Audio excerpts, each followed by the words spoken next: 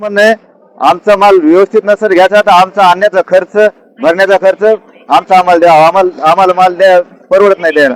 कारण महिन्याखाली 15,550 डबा कमी असताना शेच माल गेलता आणि डबा 23,000 जवळपास जाऊन 16,000 फक्त 500 रुपये वाढी देत. हे शेतकऱ्या दिवसा ढवळ्या अन्याय आहे. पण आम्ही या एपीएमसी मध्ये समाधान नाहीत. या संदर्भात या ठिकाणी इथे उपस्थित आहेत. हो, त्यांना काही सूचना केल्या का ते काय म्हणाले? कोणत्या सभापती महोदय,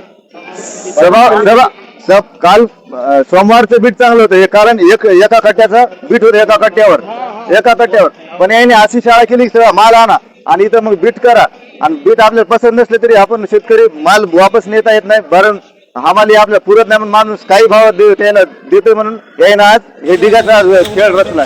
ते शेतकऱ्याचं फक्त मालावर राजकारण चाललंय. मला असं म्हणायचं का दबाव तंत्राचा वापर करून तुमचा कमी दराने माल खरेदी करतात? दबाव तंत्र नाही पण मुख्याला मार द्यायला ना. दबाव तंत्र नाही पण मुख्याचा मार आहे ना. समस्या मांडायला गेलो तर यायच्या वडिलाच्या नावानं हळद पडलेली आहे. तर सभापती मोदी म्हणले तो नाव आहे का तुझ्या बापाचं आहे. म्हणजे एका घरामध्ये 2 तुकडे करण्याचं काम चालू आहे. हा, आणि जे 2-4 लाट 17 मध्ये घेतलेत आता जे सकाळी चालू होतं तेच आता बी चालू आहे. शेतकऱ्याच्या मुंड्या मोडण्याचं काम चालू आहे वसमत मार्केटमध्ये.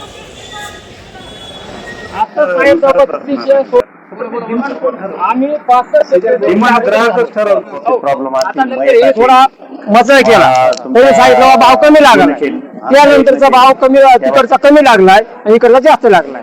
मग हे शेतकऱ्याचा फायदा केला हे का तोटा केला? शेतकरी मग फायदा झाला ना. बाकीचे काय करणार? ज्या दिवशी तिथे येऊन वाळवायची हळद, पाण्यातली हळद आम्हाला वाळू लागते एका दिवस पाऊस पडल्यानंतर चवळ दाखवतो या ते असे कळलंय का? मग आमच्यामध्ये कष्ट किती लागले ते आम्हाला माहित आहे. आणि हे काय करत व्यापारी लोक 5 जण हे माल घेतात, दुसरे 5 ढिग दुसरा व्यापारी घेतोय. बघा तुम्ही एका सारखे 5 ढिग एका व्यापारी उचलत, नंतर जे 4 ढिग दुसऱ्या व्यापारी उचलत. म्हणजे समजी शाळा ही शेतकऱ्याला मारणे शाळा ही. सर काल माझा 17,000 तिकडे बंडा गेला.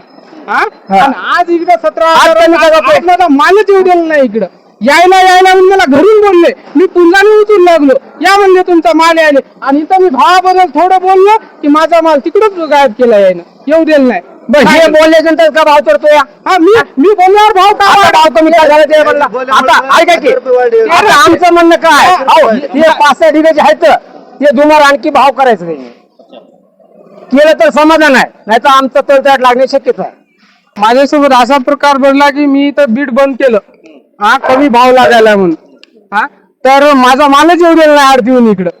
आणि मला अशी धमकी दिली की तुझा माल इथं नाही, तू दादागिरी का करायलास? सभापती महोदय, माझ्या बाबाचा माल आहे तर म्हणजे ते तुझ्या बाबाचा आहे. माझा बापांनी का वाढली आहे काय? आता बाबासाहेब तर मला येणंच आहे की इथं हे करणं. आणि माझा माल तिथं ठेवला यांनी. मी म्हणलं माझा भाव कमी जाऊ द्या पण शेतकऱ्याचा भाव जास्त लागू द्या. ज्या वेळेस वाद 16,000 हळद गेली हेच माल आणि मी वाद सुरू केल्यावर हेच माल का गेला म्हणून 17,275 एवढा डिफरंट आहे. जे बोलन त्याचं तोंड मुक करण्याचा प्रयत्न करत आहेत हे लोक. हे लोक म्हणजे कोणते? नाव सांगा. आता नाव त्यांचं सभापती महोदय माझ्या दबाव दिला त्यांनी. आणि आता कोण आहे तर मी नाव नाही लिखीच काय. मला असं म्हणले तुझी भाव काय तुला पाहिजे ते सांग म्हणले, तुला जे तू गुपचूप बस. असं म्हणजे जे बोलायला त्याचे खिसे भरायचे त्याला बाजूला करायचं असं इथं चालू. एवढेच मला 2 शब्द बोलायचे.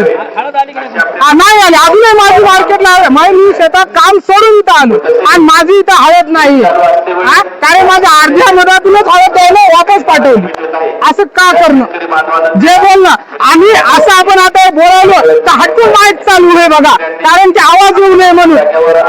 इतका माईक चालू होतं तुम्ही आले की माईक सुरू केलं यांना. म्हणजे हे यायचे गुन्हा आणि सगळे असे दाद दबाव करायले आणि मी शेतकऱ्याला जागरूक करायलो म्हणून माझ्यावर प्रेशर देणं चालू आहे आणि पोलीस स्टेशनच्या सुद्धा धमक्या देणं चालू आहे.